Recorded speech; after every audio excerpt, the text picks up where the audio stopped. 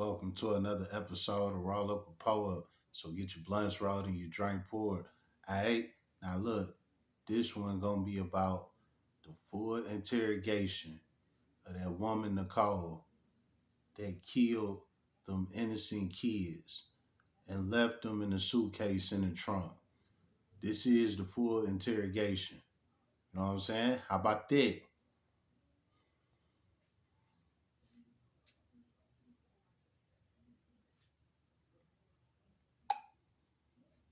And are placed in separate rooms. While Nicole seems to understand the reason for her arrest, BB appears confused and continues to demand answers. So how do you know what ma'am? You don't ask me that question about 3-4 times, and I've told you the same answer about 3-4 times. I'll tell you again. You are in police custody. You are going to be sitting right there in handcuffs with your bag right there until somebody with either equal rank that knows that was out there with this call, or somebody ranks higher than me comes to me, come and do something else. So get comfortable, relax. You're gonna be here for a while. It is what it is. Sorry. So what's my right? So you just gonna let somebody up with no right? Ma'am. You know my right? Ma'am. What's your first name? Kazadi. Kazadi? Yes. It's Kazadi. Do I kill somebody? Ma'am? Do I kill somebody? I don't know. So why? But what I do know is you're gonna be in handcuffs in that chair until someone says otherwise. I don't got no warrant. So why am I not ready? What's your last name? Kazadi. What's your last name? Chibola. Okay, both of those are very hard to pronounce. Some will call you madam.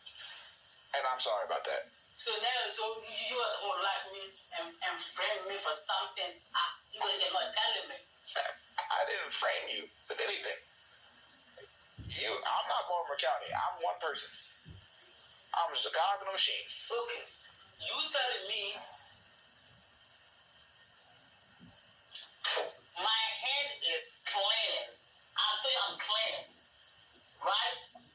Do you need hand sanitizer? Is that what we asking about? You are detained. For what?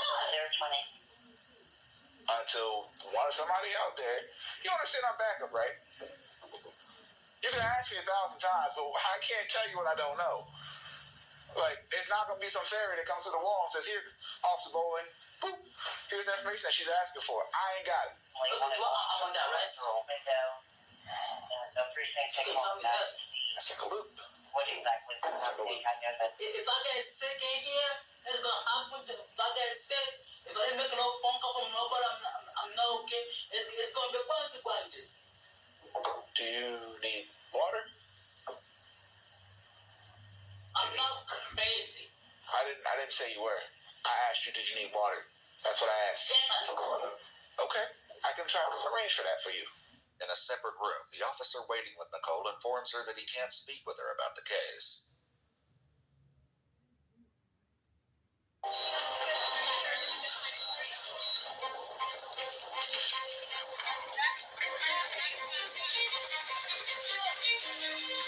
In a separate room, the officer waiting with Nicole informs her that he can't speak with her about the case. Left in silence, she begins talking to herself. It's okay. She arguing about it. I'm all like, what am I arguing for? She's opening another book in it. All right, now that first person that was getting interviewed, that was the friend that I told y'all about that it had nothing to do with it. You know what I'm saying? How about that? So stupid. Now this is the girl that actually did it.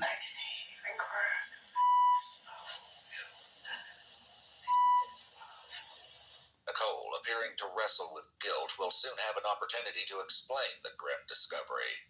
Meanwhile, BB makes a separate request. So can I go to hospital then? I go to hospital then? What is your health complaint, madam? Can I go to hospital then? What's wrong with you? Because my knee hurts. I'm not feeling good. Your knee hurts. You're not feeling well. I'm not feeling well. You're conscious and breathing, so to me you look fine. I'm not fine. Okay, then what's wrong? I'm not fine. Okay, then let's discuss what's wrong so I can get you the help you need. The officer informs his supervisor of BB's complaint. But when he returns for details, he's met with an interesting response. How bad is your knee? Can you say? Can I have my knee? You know? Oh, wow. Just switch my knee for 2 bars. What knee is hurting? This one. Hey, show me where you're hurting. Okay.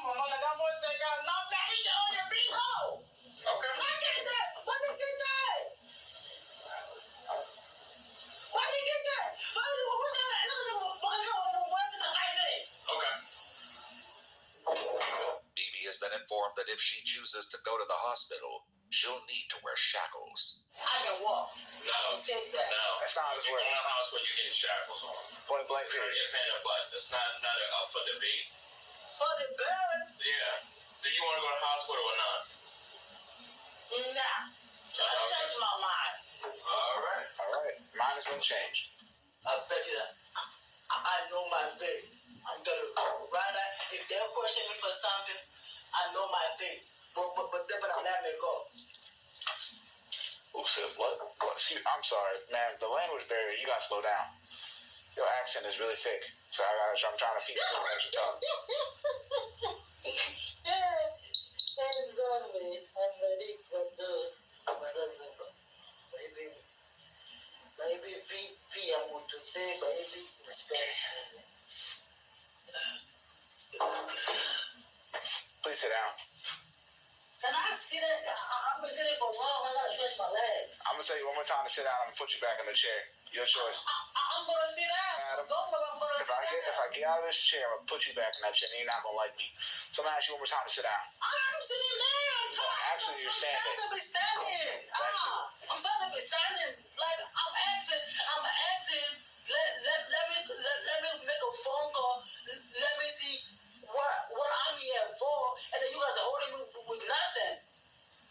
So you thought standing up was gonna solve that problem? No, absolutely not. You are detained. End of story. End of message. My name is Officer Bowling, and I approve this message.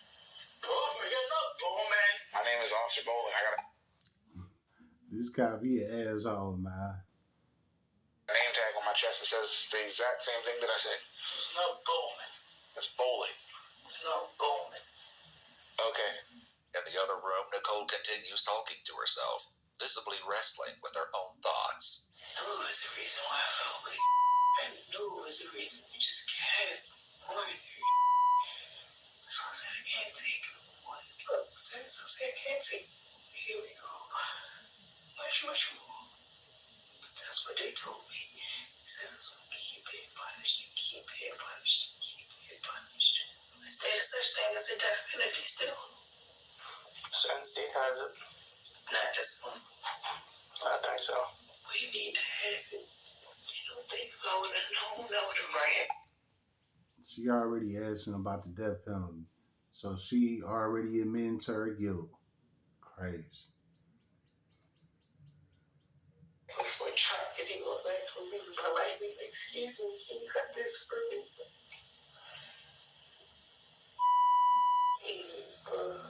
The scent of decay clings to Nicole, growing so strong that it becomes unbearable for others in the station. One officer fills the room with an odor spray, but when that fails to help, he brings in an air scrubber and tries the spray a second time. Soon after, a decision is made to transfer the two women to another facility for interviews with detectives. So, I got your bag. You got your shoes on. All you gotta do now is get in the car.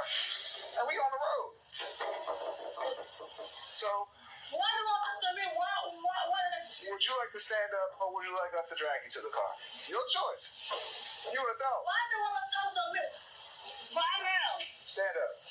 Walk. To the car. I am going in. That's fine. You said you had knee pain, so I was gonna make sure you can walk fine. Come on. Get my bag, please. Nope. I want my bag. I don't care what you want. Can I have my things? I safe travels. Let's go. Like I said, if something happened to me tonight, it's gonna be war. Yes, ma'am. I hate it here. Back at the scene, officers standing watch over the body discuss the tragic case and question the one thing weighing on everyone's mind. It's pretty up about this. Right. really everybody who saw it's pretty up right now. Well, I mean, I saw it. Saw it? I saw it. I'm trying to look. But it's... So he's got all these drug men all up. No, I mean, well, I was up before I got the job, but... I didn't mean like that. No. Just... No, I know. I'm just saying it's weird that I could understand if this child was younger, like baby stage, but it's not. So it's I'm like, it's kind of dumbfounded, like what the hell? Like, I'd love to just know the reasoning. Same. I'm so curious. The whole story. Yeah, like what? The whole story. Like what the hell? Like what? How did this even come to be? Nicole enters the interrogation room with much to explain. She tells detectives she was in Essex to meet a man for prostitution, while Bibi waited in the car. She claims she's been aware of the foul smell, but assumed it was a dead rat. Me and my homegirl was doing so much to try to get this smell. But we never noticed it was coming from the back, because we don't sit in the back. How did you try to get rid of the smell? We always thought it was coming through the front of the car, so we got it power washed. Power wash the car, try to smell away? The engine.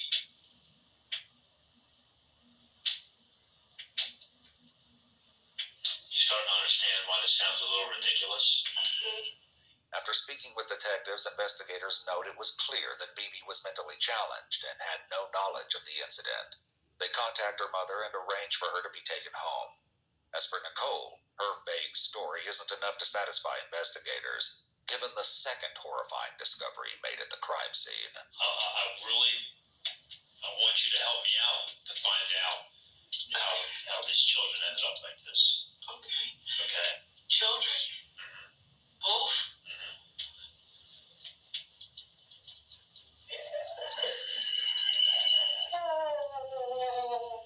The discovery of a second child came only after homicide detectives began sorting through Nicole's belongings, though the signs had been present from the very...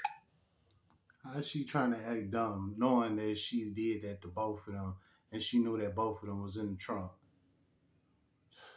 Crazy. Start. Me and my kids literally living in the car. Like, he's sleeping around with the bodies in my car. It's okay. And the whole time I had him. In a black and yellow plastic bin, buried beneath the bags and the suitcase containing the little girl, were the aged remains of a small boy.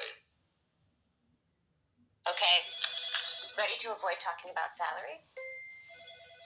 Y'all know how them ads be popping up and shit. Airheads. Boy.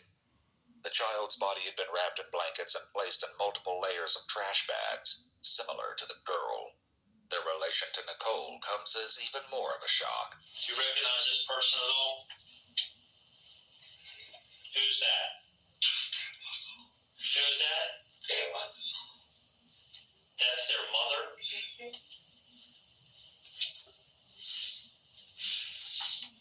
Who are they? That's when I had him. If you look at him when I had him. So that's who? That's Jonathan. And that's who? Remember? Okay. When you look at him when she had him, and when I had him, you probably got this picture off her page, but it definitely came from mine. Because if you look at him when she had him, they were very not taken care of. If you look at him when I had him, they were very well taken care of.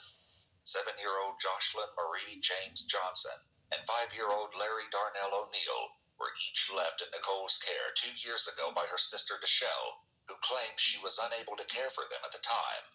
Investigators also learned Deshelle has an active case with the Baltimore City Department of Social Services for an 8-month-old infant who was temporarily taken into their care given the current investigation. She didn't take care of kids. She didn't do to him what happened to him. Yeah, but okay, so she's a better person for leaving, okay? In any kind of predicament. Like, she knew the predicament wasn't okay. She knew the predicament was up. She knew, like, she left her kids literally with me selling my... She left her kids in the room. She thought you were going to take care of them, I guess. I never told her I was going to. I never asked her to. right? He said to yell at the mother about washing them. He said I had to yell about the mother about feeding them. Like I used to have to yell at her about everything. Despite portraying herself as the better caregiver, Nicole couldn't even spell the young girl's name. She also couldn't recall either child's birthday. Whatever belief remained that she'd shown love or responsibility would soon be shattered by the grim truths surrounding their deaths. She lowers herself to the floor as the interview continues. Well, let me tell you this, right? We spoke to your sister and a bunch of your family members, right? Mm-hmm. I don't know that everything that you're saying is making sense. What do you mean?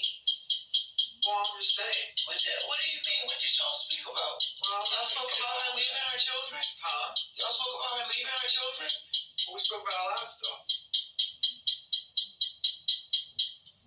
And of course it's all going to be against me, huh? Oh, I mean, I don't know. Even my mom? Yeah, you met your mom. He tells Nicole he won't discuss his conversations with her family, then steps out to check on her paperwork, leaving her alone to imagine what they may have shared behind her back. I'm not going to tell you what they said. What they say? What they say? What they say? I done bust my for all my life. My mother, lady, you had me out here selling my. You told me not to get that girl her kids. I would have gave them back. I said this weekend when I'm coming back, I'm giving her her kids. You told me not to. They about to put me under the jail. They so selfish and so wrong. It's a group of people here, yeah, all family to speak on me backwards. Actually, where they been at when I've been growing up, I guess I ran away or something. Like, why? I already know that's what they said. Now I'm not talking anymore. Now, since I'm a liar, and since I'm a this, and since I'm a that, and since I'm a this, I said anything else. Yeah, come on, bro. All the kids that I've been around in all my life, I'm gonna wait until my niece and nephew to kill one. I've been raising kids all my life so much they thought they were actually mine. I'm gonna wait until my niece and nephew to kill some. While Nicole earlier stated she was living in her car, investigators located a hotel where she'd recently been staying. In the room, they find 2 stuffed animals, as well as 2 rose bears, one blue and one pink, with ribbons around their necks that read, "Always and Forever." Memorial Day. That's what it seems like. Forever the website though, and have all kinds of different ones. But even with their little ribbon, the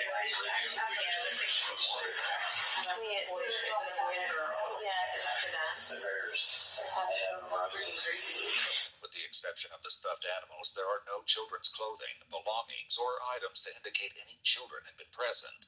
This, along with their advanced state of decay, leaves many questions as to how long the children had been in the trunk of the car and what led to their deaths.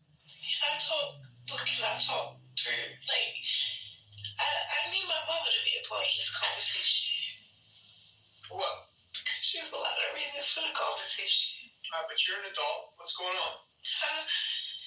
No, like I want to talk, but I want to talk to her. Like I want to tell her. Like I want to talk to her. Did she cause this? Did she cause this? I want to talk to her, and everything will come out, and I just need to talk to her. The detective tells Nicole they won't allow her to speak with her mother just yet, and reminds her that it's important to tell her story to investigators first. And they gave them to me, and I'm doing so good with them. And you didn't want to give them back? Nobody even wanted them back until maybe 3 months ago. Is that when someone reached out to you? Who reached out to you? Your sister? Yes. Okay. What did When she reached out to me, she barely didn't even care. And then we were supposed to arrange for her to get them back, and she, hey, maybe next weekend. Like, she didn't even care. They were forcing her. They were forcing her to even say anything. Text messages obtained from Nicole's phones reveal multiple conversations with her sister, Deshelle, who sent Nicole money and checked in on the children frequently.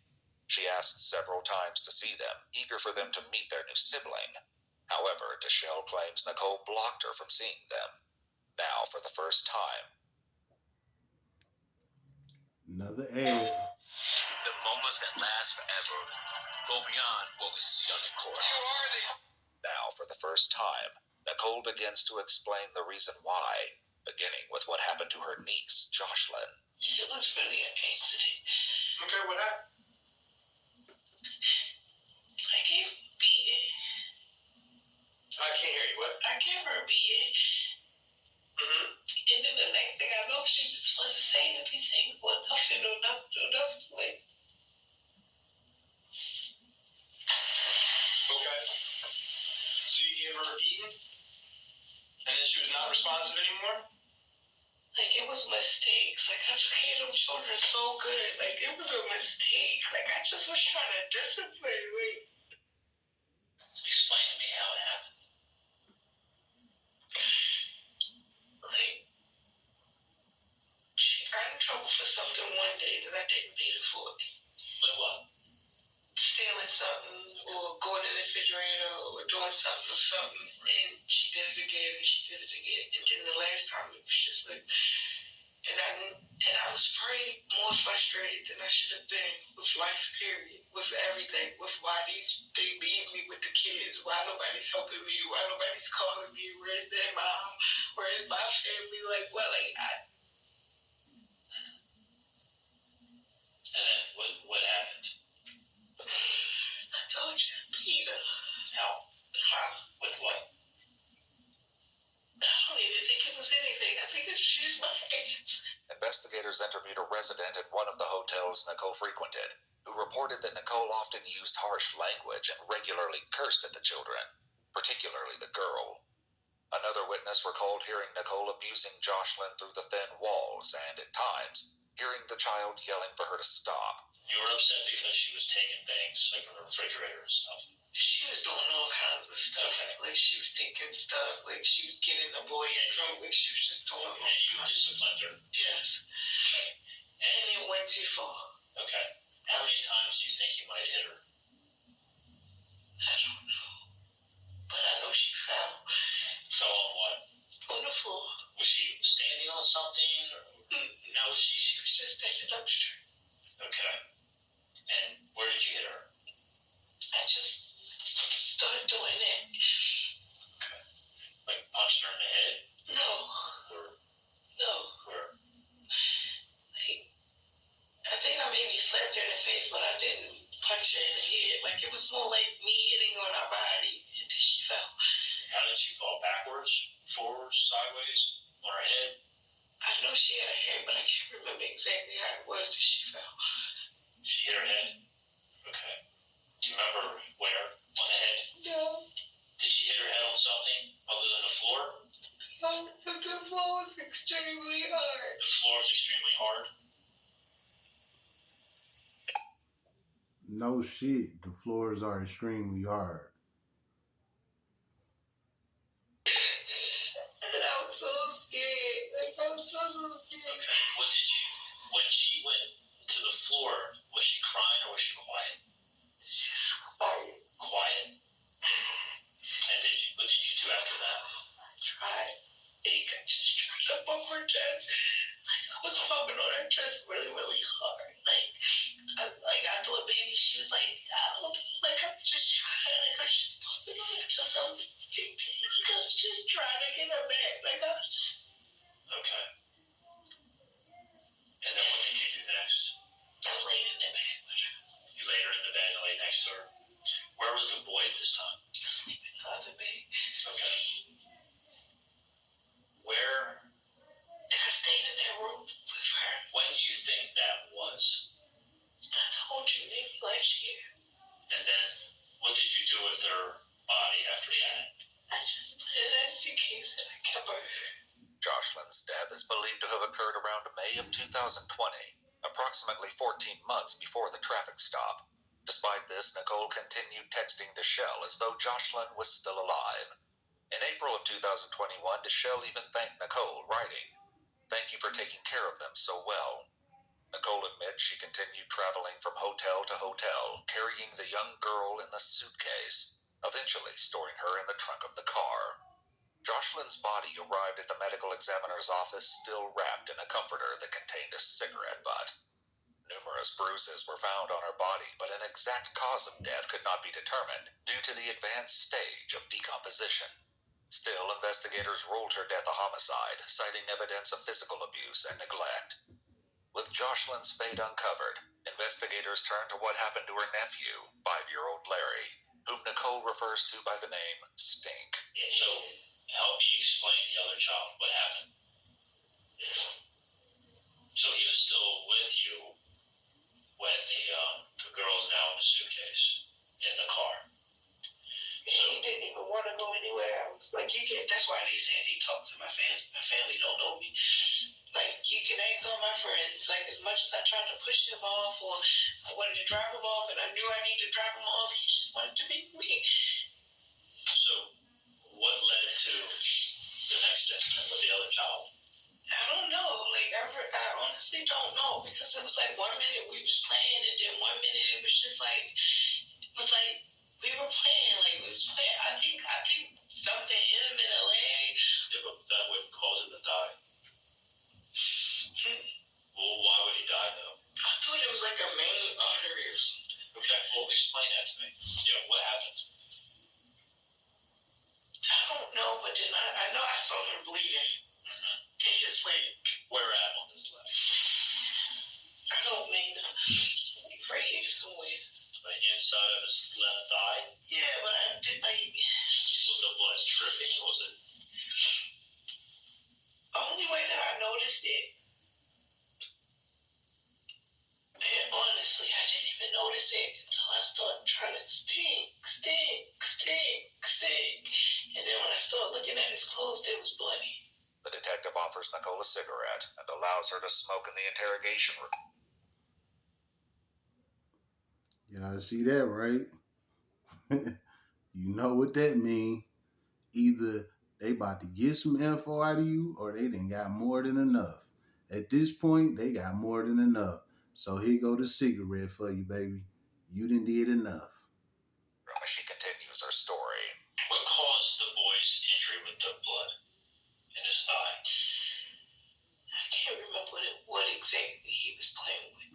And I think I yelled. I think I swung on him for playing with it.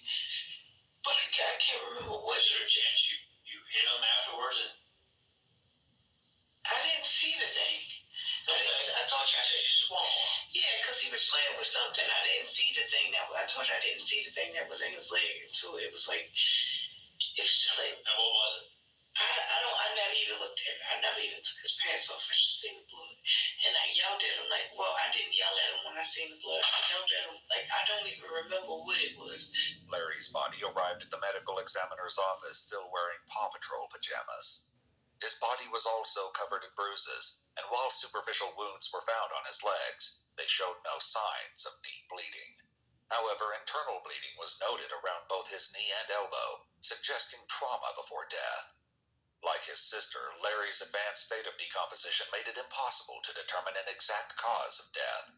Although she claims not to know exactly what caused his injury, she clearly remembers what happened next. He was just like getting drowsy, like just getting drowsy, like. The last thing he said. So the last thing he said?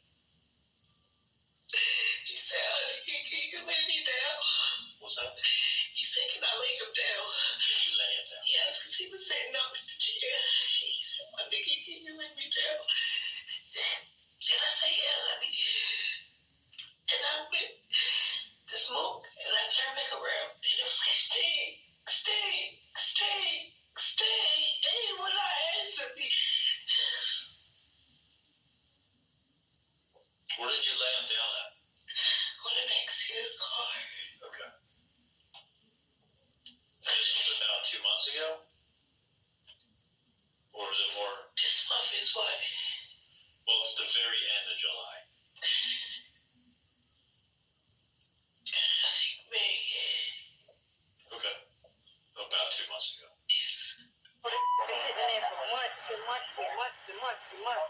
In June of 2021, Nicole sent a video to her friend showing the black and yellow tote in the back of her car and spoke about getting odor absorber. According to Nicole, the child would have already been deceased at this time, and would soon join his sister in the trunk of the car. Investigators later discovered that neither child had ever seen a doctor in Maryland, had never been enrolled in school, and neither had been reported missing. One additional detail raised further concern.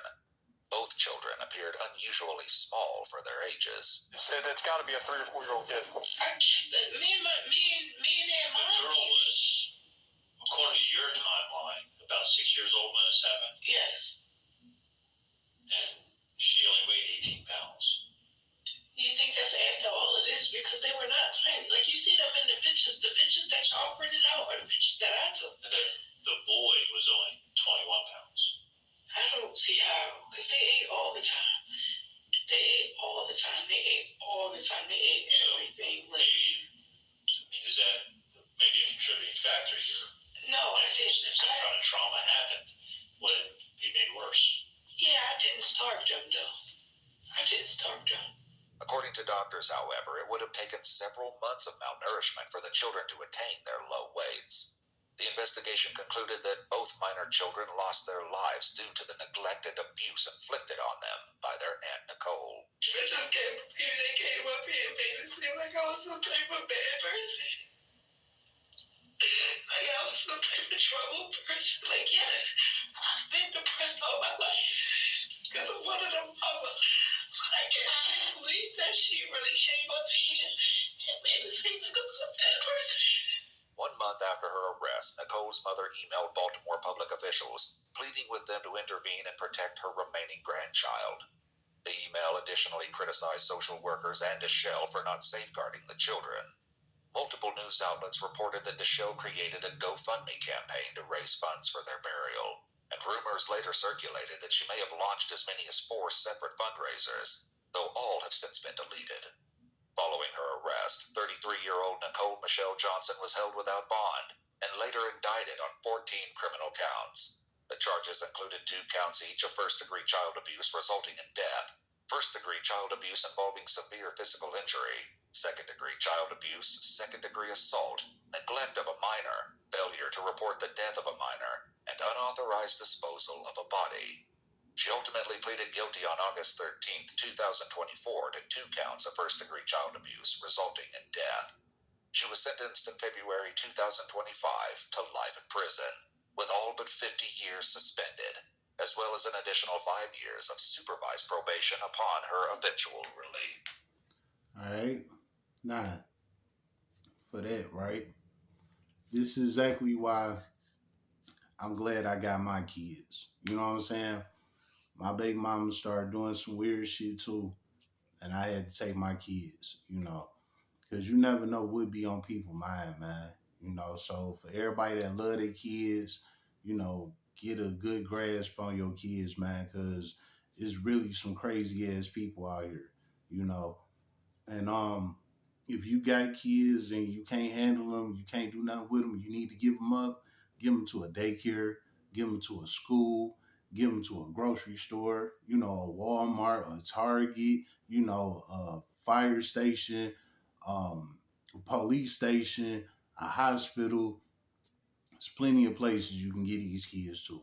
Please don't do nothing crazy because this will be the end result. It's been another episode of Roll Up a Poet. So get your blunts rolled and your drink